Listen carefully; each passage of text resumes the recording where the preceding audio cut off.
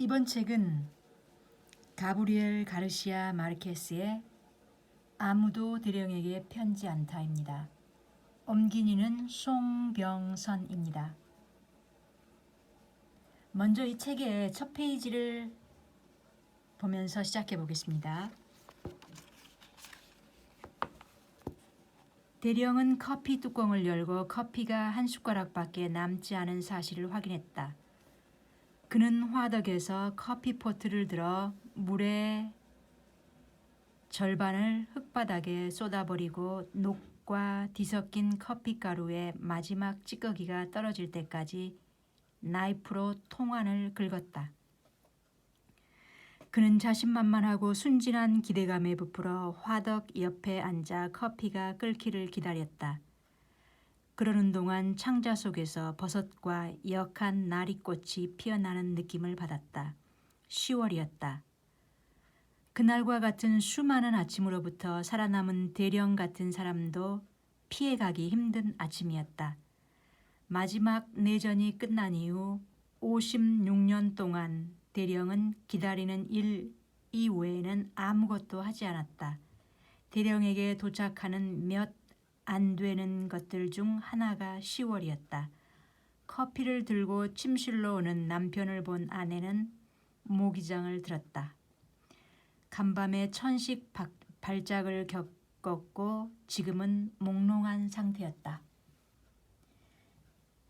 자, 이 책의 지금 문장은 상당히 간결하고요. 그 다음에 문체가 아주 느낌 있게 다가왔습니다. 이 책은 94페이지의 책이기 때문에 하루 만에 읽을 수 있는 분량인데요. 주요 등장인물 또한 노부부와 마을 사람 몇 명, 그런 인물들이 대부분이기 때문에요. 읽기도 아주 처음부터 전혀 부담 없이 편안하게 읽을 수 있는데요. 잔잔하게 펼쳐지면서 시작이 되는데요. 그러면서 점점 깊어지는 그 시간적 배경 속으로 빠져들게 됩니다. 시간적 배경은요, 그 1956년 10월 초부터 12월 초까지 2개월간의 시간이고, 그 콜롬비아 내전, 그 1899년부터 1902년의 그 콜롬비아 내전과 그 다음에 콜롬비아의 폭력 사태가 이 작품의 여러 요인과 관련이 있습니다. 이 앞전의 책이요, 그 100년의 고독, 이 앞전에 리뷰했던 책이요. 그 책에서 그 아우렐리아노 부엔디아 대령의 그 32번의 봉기가 있었잖아요. 그 콜롬비아 자유당과 그 보수당의 내전이요. 그러니까 그 천일 전쟁이었죠. 그 전쟁에 참여한 그러니까 그 전쟁에 참여했던 그 젊은 군인이 이제 그러니까 그 75세의 노인이 된 것이죠. 그때도요. 그 100년의 고독에서도요. 그 정부와 휴전을 하고 그 다음에 그 참전 용사들이 정부의 연금을 기다리는 그 한없이 끝도 없이 기다리던 장면이 그때도 나왔었는데요. 그때도요. 그 기다림과 그 지루함에 쩔어버려서 고독이 뚝뚝 그 묻어져 나올 것 같은 이번 책에서도요. 그때와 같은 그런 느낌을 받았었는데요. 그 아무도 대령에게 편지하지 않다. 이 책에서는요. 75세의 대령이 56년 동안 그 만성 천식 환자인 아내와 함께 그리고 그들의 죽은 아들이 남긴 그 싸움닭 한 마리와 함께 가난과 고독한 노년의 삶을 견뎌내면서 끝도 없이 기다리는 그런 내용이 일단 줄을 이룹니다.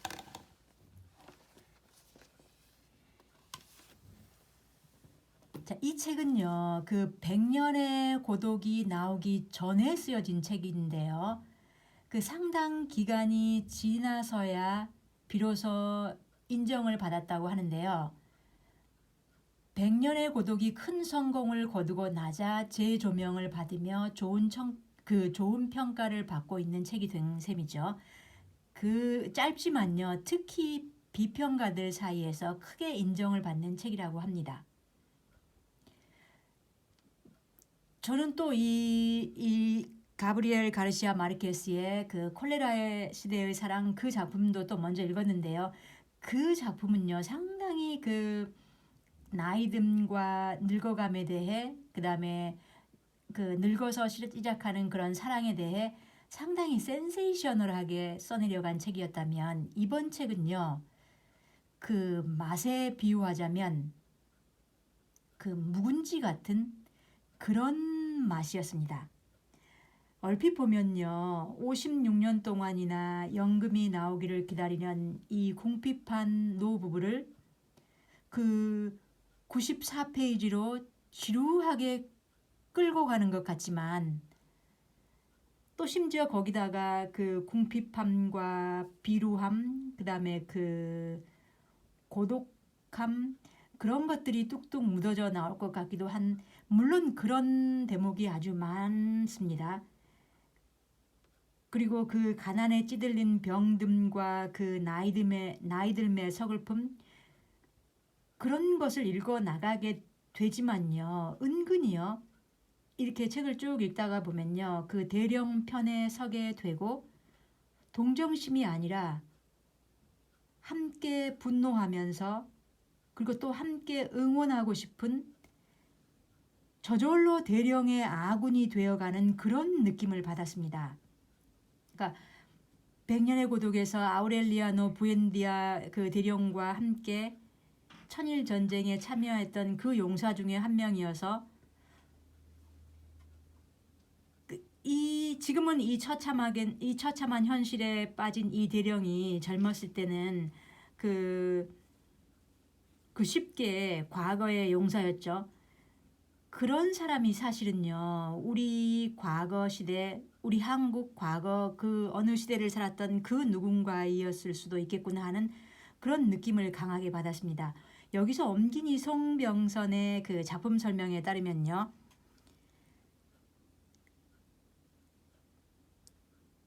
잠깐 덧붙여서 먼저 그 책날개 부분에서 한번 보면요, 이 사람이요, 그러니까 콜롬비아의 그 정치적 혼란 속에서 대학교를 중퇴하고 자유파 신문인 그 엘 에스펙타도르에서 기자 생활을 했거든요. 그렇게 기자 생활을 할 때요, 이 사람이 한 문장만 더요. 그리고 그 1954년 특파원으로 로마에 파견된 그는 본국의 정치적 부패와 혼란을 비판하는 칼럼을 쓴 것을 계기로 파리, 뉴욕, 바르셀로나, 멕시코 등지로 떠돌며 유배 아닌 유배 생활을 했는데요.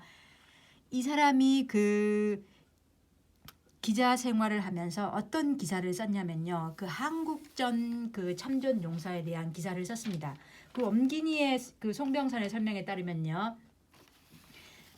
그러니까 그 1954년 12월 콜롬비아로 귀국한 그 한국 전쟁 참전 용사들에 관해 쓴 기사가 3편 있는데요. 한국에서 현실로라는 제목 아래 그 평화의 희생자들, 참전 용사들, 훈장을 저당 잡힌 영웅, 각각의 참전 용사들, 고독의 문제, 이런 기사들로 글을 썼는데요. 그 영웅들도 먹고 살아야 한다라는 이 기사에서요, 가난이 극에 달해 훈장까지도 저당 잡혀야만 했던 그 한국 참전 용사들을 다루었습니다. 짧지만 정확한 자료를 찾아 분석한 기사였다고 하는데요.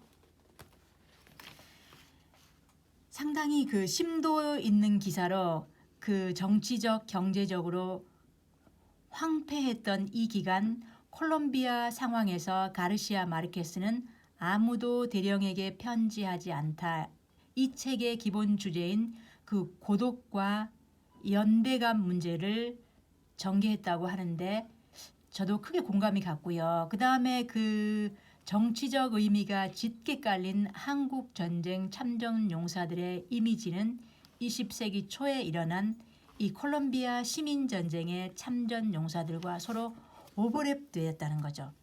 자, 그렇게 해서 소설화되었는데요. 자, 다시 책으로 들어가서 보면요. 이 젊어서 이 자유당 진영에서 참전했던 그 사람이 이제는 한 끼 죽도 배부르게 먹지 못하는 노인이 되었고요. 56년 동안이나 금요일이면 우체국으로 오지 않는 편지를 받으러 가는데요.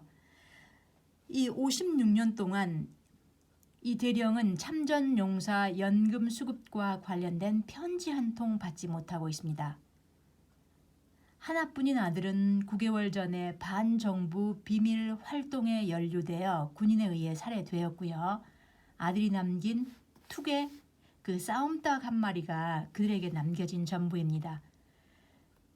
자, 그들이 아들에 의해 지금 남겨진 고아가 돼버린 셈이죠. 밤이면 계엄령하에서 이 통행금지 나팔 소리가 들리면서 그 공포 분위기가 어둠처럼 짙게 깔리고요. 그리고 이런 그 억압적 분위기가 소설 전반에 계속 뒷배경처럼 그렇게 깔려 있습니다. 천식을 앓고 있는 아내와 그 다음에 변비에 시달리는 대령이 그 그물 침대나 모기장 속으로 들어가는 그 느릿느릿한 장면들이 그 하루하루 아침과 그 밤에 그 느릿느릿한 그 일상에 늙어 병들어가는 이 삶이 그 외부의 계엄령하의 정치적 억압과 대비되어 보여지는데요. 그 하루하루 한 끼 해결하면 다음 한 끼를 걱정해야 하는 처지기에 이제 아들이 남긴 그 싸움닭 한 마리에게 줄 모이도 없습니다. 계속 동네 아이들이 그 싸움닭을 보러 모여드는데요. 나중에 그들이 모이를 가져다 주면서 그 싸움닭은 마을 모두에 관심을 사게 되면서 그 싸움닭이 점점 대령의 소유에서 마을 사람들의 희망의 상징이 되어 간다는 그런 느낌을 받게 되고요. 그 다음에 그 싸움닭은 계엄령하에서 억압받고 있는 그 마을 사람들의 저항의 상징처럼 그려지는데요. 그 마을 사람들이 그 싸움닭에 돈을 걸게 되고 그 다음에 점점 뒤로 갈수록 모두에게 그 희망을 상징하는 그래서 투개장이 열려서 그 꿈을 실현해 줄 것 같은 그 마을 사람 모두의 그 꿈을 실현해 줄 것 같은 그렇게 해요. 그 수탉은 저항과 그 다음에 희망의 상징적 존재로 되어 갑니다. 자, 아내는 그러나 더 이상 돈 한 푼 없이 살 수 없으니 내다 팔라고 그 심한 말다툼을 하면서 그 대령에게 강요하게 되는데요. 자, 아내는 이제 더 이상 기다릴 수가 없습니다. 그래서 절망하게 되죠. 그 마지막 내용으로 한번 그대로 책 속으로 한번 들어가 보겠습니다.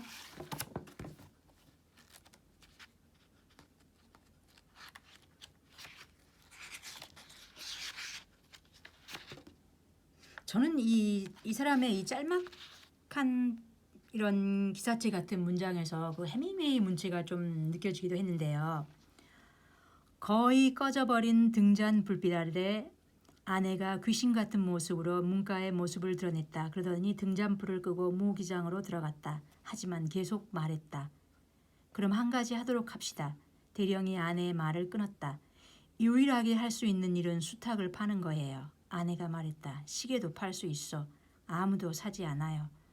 내일 알바로에게 40페소를 받도록 애써보겠어. 그만큼 주지 않을 거예요. 그럼 그림을 팔겠소. 아내가 다시 말을 시작했고 또다시 모기장에서 나왔다. 대령은 약초로 가득한 숨 냄새를 맡았다. 사지 않을 거예요. 아내가 말했다. 두고 봅시다. 대령은 최소한의 동요나 흥분도 없는 목소리로 부드럽게 말했다. 이제 그만 자요. 내일 아무것도 팔 수 없게 되면 다른 방법을 생각해 봅시다. 아무것도 팔 수 없으면 어쩔 거예요? 아내가 다시 물었다.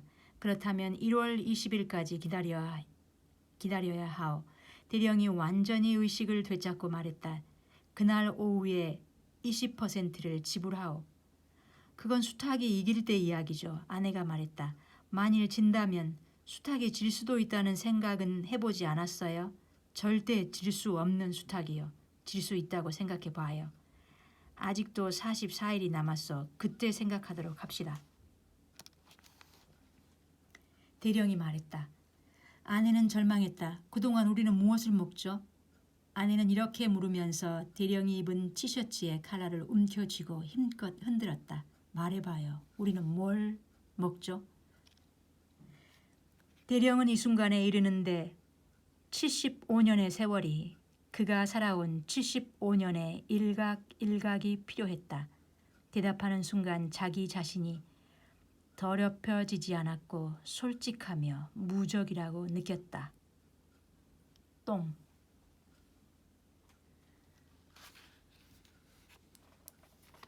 마지막을 끝내는 이 말이요.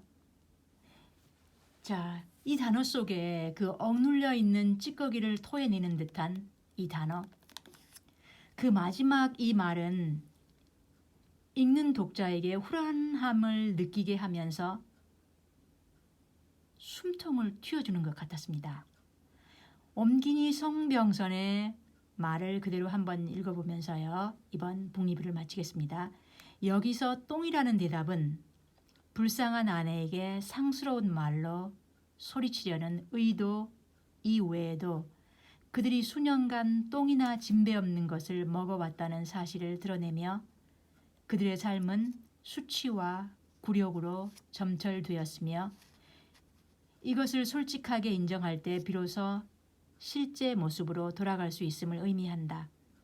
기존의 타락한 사회를 똥이라고 규정하며 고독 속에서 불굴의 명예를 지키겠다는 불굴의 의지를 보여준다는 것이다.